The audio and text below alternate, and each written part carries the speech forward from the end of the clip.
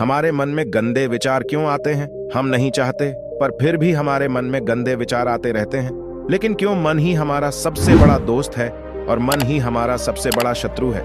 जब हम अपने मन के हिसाब से चलते हैं तो मन हमें भटका देता है, और जब हम मन को संतुलित कर लेते हैं तो हम अपनी जिंदगी में सब कुछ का लेते हैं। हम हमारे मन में आने वाले गंदे विचारों को रोकने की कोशिश करते हैं, पर जितना हम रोकते हैं उतने यह विचार हमारे अंदर प्रवेश करते जाते हैं।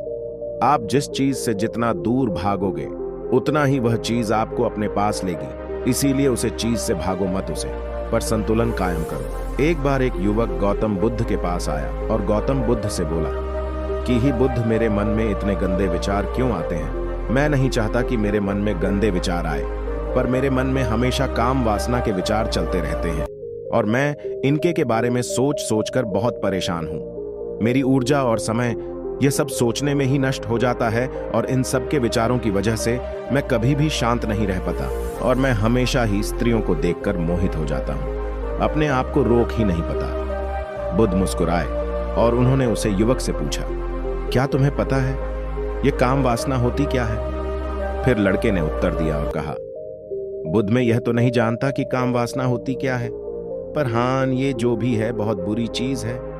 फिर बुद्ध ने उसे युवक से कहा कि सबसे पहले तो तुम यह समझना है कि प्राकृतिक रूप से जो भी चीज हमारे अंदर है वह बुरी नहीं है। हमारे जीवन में उसकी कुछ ना कुछ जरूरत है। वासना कोई बुरी बात नहीं है। यह तो हमारे मन की एक भावना है जो हमें किसी ना किसी चीज की कमी का एहसास करवाती है, और फिर हम उसे चीज को पाने के लिए उसे चीज की तरफ आकर्षित हो जाते हैं। जैसे अगर तुम्हारे पास धन की कमी है तो तुम में धन पाने की वासना उत्पन्न हो जाएगी। तो वासना कुछ और नहीं, बस एक प्रकार की कमी है जो कि एक प्रकार की जरूरत का एहसास है, और जब यह जरूरत शारीरिक हो तो हम इसे काम वासना का देते हैं। युवक ने गौतम बुद्ध को कहा कि बुद्ध, मुझे काम वासना का मतलब तो समझ में आ गया, पर आप मुझे यह बताइए कि यह हाथी कहां से है, कैसे आती है?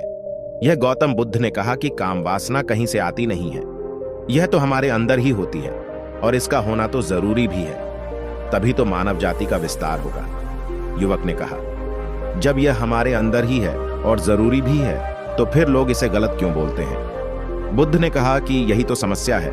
लोगों ने काम वासना को गलत तरीके से सोच लिया है, इसे छिपाने की, दबाने की कोशिश करते हैं। काम वासना गलत नहीं है, बल्कि काम वासना का गलत तरीके से प्रयोग करना गलत बात है। लोग जिससे प्रेम करते हैं बस उसी के लिए जीने लग जाते हैं, उसे पाना ही अपना लक्ष्य बना लेते हैं और उसी के बारे में हमेशा सोचते रहते हैं, पर यह सब गलत है। बुद्ध ने योग से कहा, क्या तुम्हें पता है जानवरों में भी कम वासना होती है? युवक ने उत्तर दिया, हाँ बुद्ध, जानवरों में भी काम वासना होती है, क्योंकि जानवर भी तो आखिर अपनी पीढ़ी को आगे बढ़ाएंगे।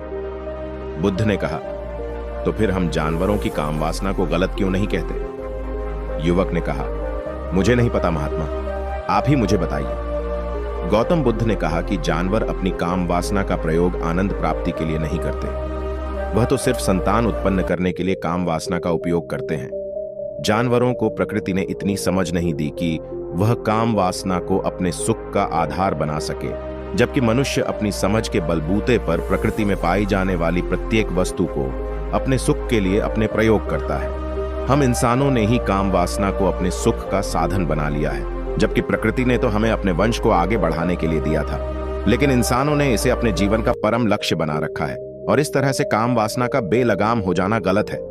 युवक ने मुझसे पूछा, महात्मा जी, ये कम वासना हम पर हावी क्यों होती है, क्यों ये बेलगाम हो जाती है? तब गौतम बुद्ध ने कहा कि सुनो, अब जो मैं तुम्हें बताऊंगा उसे तुम ध्यानपूर्वक सुनना। काम वासना का सारा खेल तुम्हें समझ ही जाएगा, तुम्हें तुम्हारे सारे सवालों का जवाब मिल जाएगा, बस तुम्हें ध्यान से सुनकर समझना है।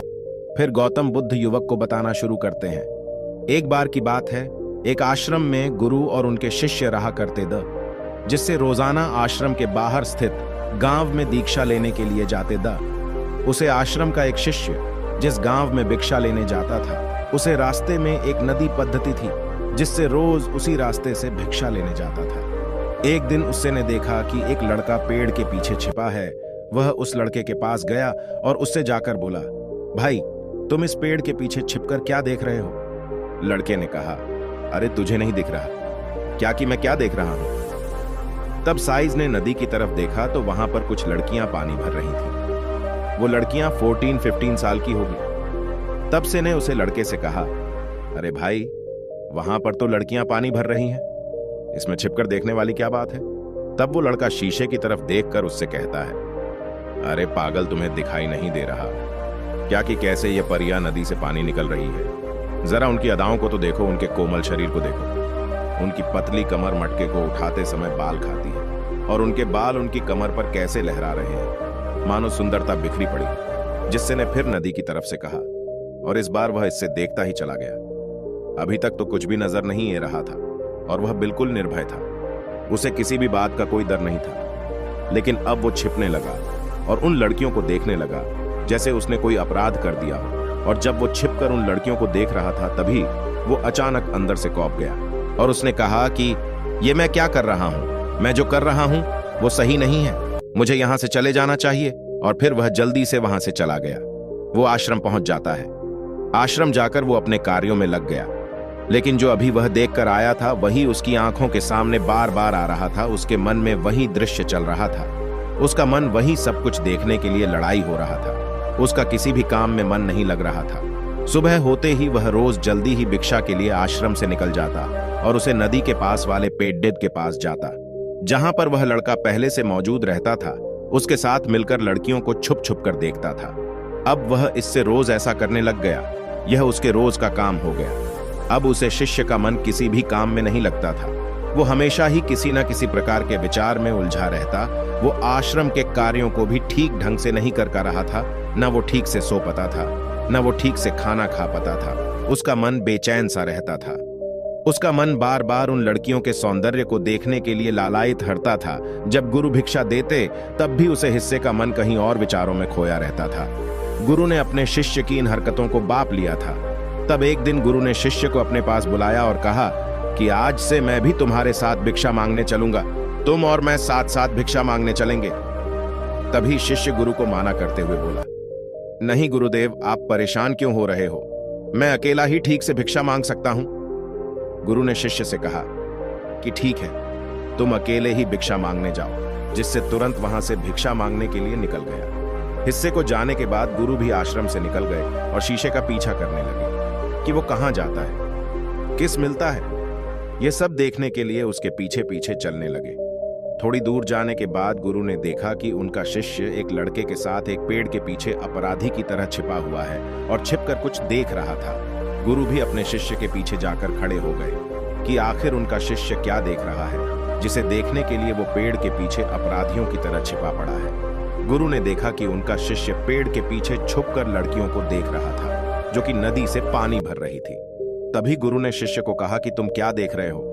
अपने गुरु की आवाज सुनकर वह इससे घबरा गया और उसके पसीने छूटने लगे। वह थर थर कांपने लगा, जैसे किसी चोर को चोरी करते समय रैंगे हाथों पकड़ लिया हो। उसी से की हालत खराब हो गई। वो कुछ भी नहीं बोल कर रहा था। दूसरा का जो शिष्य के साथ था वहां से भाग गया। जिससे घबराया हुआ था उसके मुंह से कुछ टूटे फूटे शब्द ही बाहर निकल रहे। वो अपने गुरु से नजर भी नहीं मिला कर रहा था। गुरु ने शिष्य की तरफ देखा और कहा कि मेरा शिष्य तो निर्भय था, उसे तो किसी भी चीज का डर नहीं था, लेकिन ये क्या, तुम तो डर के मारे कांप रहे हो। जिससे इन्हें गुरु से कहा कि मुझे माफ कर दो गुरुदेव, मेरा इसमें कोई दोष नहीं है। उसे लड़के ने मुझे बहका दिया था, लेकिन आपसे मैं वादा करता हूं कि आज के बाद मैं ऐसा कभी दोबारा नहीं करूंगा। मुझे माफ कर दो गुरुदेव। गुरु ने शिष्य से कहा कि कोई बात नहीं, पर इस बात का तुम ध्यान रखना कि हम जैसी संगति करते हैं वैसा ही फल हमें प्राप्त होता है। हम जैसी संगति करते हैं उसके विचार हमारे अंदर प्रवेश करते हैं। इसीलिए अच्छी संगति करो जिससे तुम्हारे अंदर अच्छे विचारों का प्रवेश हो। फिर गुरु और शिष्य आश्रम लौट आए और फिर आश्रम के कार्यों पर ध्यान देने लगा। उसने उसे रास्ते को छोड़ दिया और दूसरे रास्ते से जाने लगा। वो अपने काम को ध्यान से करता, लेकिन धीरे धीरे उसके अंदर क्रोध उत्पन्न हो गया और फिर वो दूसरे हसन पर क्रोध करने लगा और बेचैन रहने लग गया। अब वो सही समय पर भोजन भी नहीं करता था। वो भोजन भी बहुत कम खाता था। एक रात गुरु शीशे के पास आए और उसे बोले कि अब तक तुमने कितनी बार अपना वादा तोड़ दिया। यह सुनकर शिष्य अपने गुरु के चरणों में गिर गया और रोने लगा। रोते रोते ही उसने गुरु से कहा कि गुरुदेव, मैं कई बार अपना वादा तोड़ चुका हूं, फिर वादा कर लेता हूं, लेकिन हर बार मैं वादा तोड़ देता हूं। मेरा मन मेरे नियंत्रण में है ही नहीं। मैं बहुत कोशिश करता हूं कि मैं अपने मन से सारे बुरे विचारों को निकाल देने, लेकिन मैं चाहकर भी ऐसा नहीं कर पा रहा हूं। फिर गुरु ने शिष्य को कहा कि चलो मेरे साथ। गुरु शिष्य को आश्रम के बगीचे में लेकर गए और शिष्य से कहा कि देखो, यहां पर कुछिया बनी हुई है जिससे नदी का पानी इन पौधों तक आ रहा है और यह पानी एक निरंतर भाव से आ रहा है। क्या तुम इस पानी के बहाव को रोक सकते हो? शिष्य ने कहा कि हाँ गुरुदेव, मैं इस बाहों को रोक सकता हूं। फिर शिष्य ने मिट्टी उठाकर उसे नाली में डाल दी। वो पानी थोड़ी देर के लिए रुक गया और फिर थोड़ी देर बाद उसे रेत के ऊपर से पानी आ गया। गुरु ने शिष्य से कहा, अरे ये क्या, ये तो पानी रुका ही नहीं। फिर से ने कुछ कंकर पत्थर उठाकर उसे नाली में डाल दिए और फिर थोड़ी देर के लिए पानी रुक गया, लेकिन फिर थोड़ी देर बाद ही उन कंकड़ पत्थर के ऊपर से पानी निकल आया। फिर गुरु ने कहा कि इससे यह क्या हुआ, पानी तो फिर से आ गया। तुम तो बोल रहे थे कि तुम इसे रोक दोगे। क्या हम किसी काम को रोकना चाहे तो क्या हम उसे रोक नहीं सकते? तब शिष्य ने कहा, कोई बात नहीं गुरुदेव, मैं इस पानी को तो आपको रोक के दिखाऊंगा। फिर वह फिर से एक बड़ा सा पत्थर लेकर आया और उसे नाली पर डाल दिया और पानी रुक गया। तब गुरु से कहा कि देखा गुरुदेव, मैंने कहा था ना कि पानी को मैं रोक दूंगा। मैंने पानी को रोक दिखाया। आपकी बात मैंने पूरी कर दी। गुरु मुस्कुराए और बोले, अच्छा जरा ध्यान से देखो, पानी रुक गया। क्या वो तो पीछे की नाली तोड़कर बाहर आ गया और अगल बगल से बह रहा है? और ध्यान से देखो, इस पत्थर की आगे भी आ गया और ये पानी अपना रास्ता बदलकर फिर से आगे की तरफ आ जाएगा। और फिर थोड़ी देर बाद ऐसा ही हुआ। फिर गुरु ने शिष्य को समझाया कि तुम्हारे साथ भी तो ऐसा ही चल रहा है। तुम बार बार प्रयास कर रहे हो, बड़े से बड़ा प्रयास कर रहे हो, पर हर बार तुम्हारा प्रयास टूट रहा है और यह हमेशा टूटता ही रहेगा। तुम कितना भी बड़ा पत्थर रख लो, लेकिन पानी तो अपना रास्ता बना ही लेगा। यह सब देखकर गुरु से कहा कि ही गुरुदेव, क्या कोई तरीका नहीं है जिससे मैं गंदे विचारों से बाहर निकल सकूं और यह मेरे मन में आए नहीं? गुरु शिष्य को एक नदी के पास ले गए जहां से उसे बगीचे में पानी नहीं आ रहा था। गुरु ने शिष्य से कहा, वो पानी इसी नदी से जा रहा है। अगर हम यहीं से उसे रास्ते को बंद कर दें जहां से पानी बगीचे में जा रहा है, तब क्या हम पानी को रोक नहीं सकते? जिससे ने कहा कि हाँ गुरुदेव, अवश्य ऐसा हो सकता है।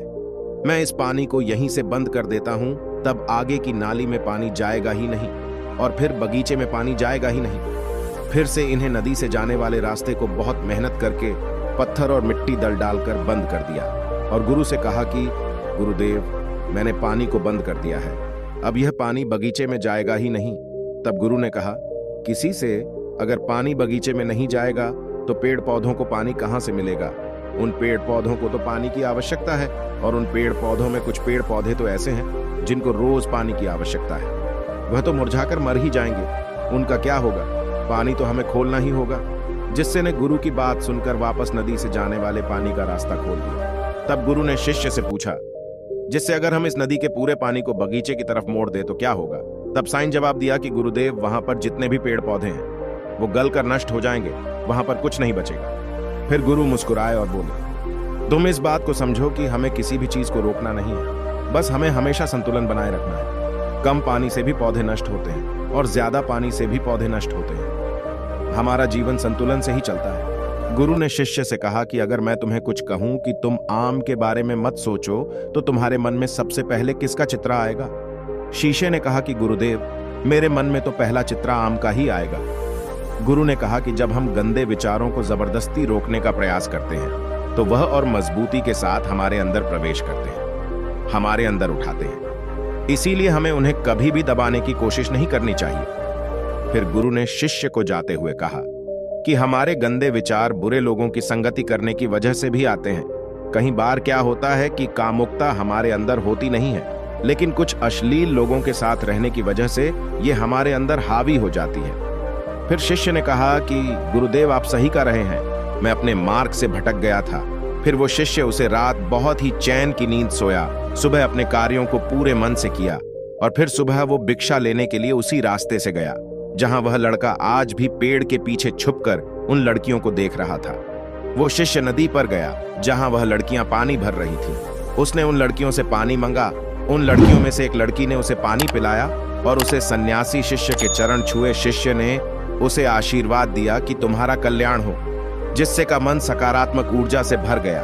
उसके चेहरे पर मुस्कान ए गई थी, जैसे कि उसे कुछ खोया हुआ वापस मिल गया हो। वह वापस अपने रास्ते से जाने लगा। तभी पीछे से वह लड़का ए गया जो पेड़ के पीछे छुपा हुआ था। वह शीशे के पास आया और बोला कि क्या बात है, आज तो तुमने नजदीक से दर्शन कर लिए, तुम तो मुझसे भी आगे निकले। तब शिष्य ने कहा कि हम हमेशा दूसरे के दर्शन करने में ही व्यस्त रहते हैं, अपने दर्शन कर ही नहीं पाते। तुम कब तक इस पेड़ के पीछे छुपाते रहोगे? किसी को पसंद कर लो, उससे बोल दो। अगर वो भी तुम्हें पसंद करती है तो शादी कर लो, और उससे पहले तुम कुछ बन जाओ। अपने आप को पहचान लो, ऐसे अपना समय बर्बाद मत करो। फिर वह लड़का रोज उससे मिलने लगा और उसे लड़के ने नदी पर जाना छोड़ दिया। और फिर वो लड़का अपने जीवन में कुछ बनने के लिए संघर्ष करने लगा। तो तुमने देखा संगति का असर क्या होता है। अपनी संगति बदलो, अपने विचार बदलो। बुद्ध ने युवक से पूछा कि क्या तुम्हें तुम्हारे सारे सवालों का जवाब मिल गया? तब युवक ने कहा कि हाँ महात्मा जी, आपका बहुत बहुत धन्यवाद। तब गौतम बुद्ध ने युवक से कहा कि जब तुम्हारे मन में गंदे विचार आए तब आप अपने आप को दोषी मत मानो। यह शरीर है और यह सब इसने हजारों वर्षों से सिखा है। एक केवल तुम्हारे सोच लेने से, शपथ लेने से यह टूटने वाला है नहीं, लेकिन तुम्हारे पास वो शक्ति है, वो ऊर्जा है जिसका तुम्हें संतुलन उपयोग करना है। तुम एक जीवित ऊर्जा हो जो कुछ भी अनुभव करने के लिए स्वतंत्र है, जो निर्माण करने के लिए स्वतंत्र है। इसीलिए तुम अपने आप को पहचानो। यह बोलकर गौतम बुद्ध मोहन हो गए और वो युवक वहां से चला गया।